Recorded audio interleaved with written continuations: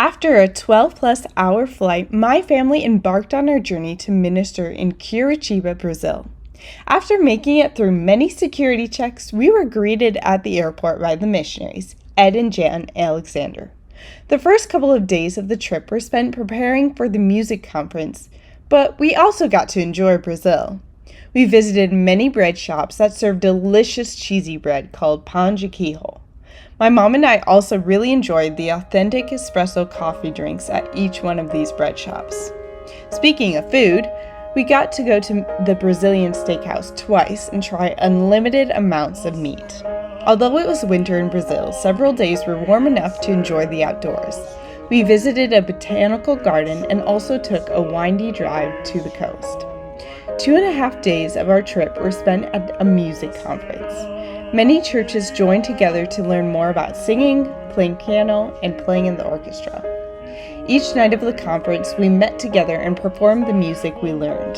The song you hear in this video is the choir singing one of those nights. Although we hardly knew the language, it was a wonderful experience to connect with a whole new group of Christians and sing praises to God together.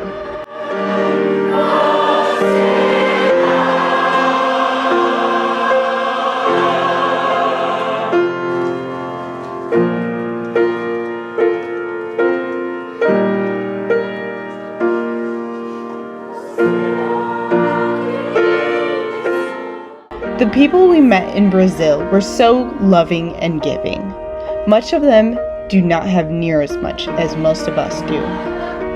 After the conference, we were able to visit some local churches and minister to them along with the Alexanders. The Alexanders have been missionaries to Brazil for almost 40 years. Currently, they are working at a seminary to train others to serve God.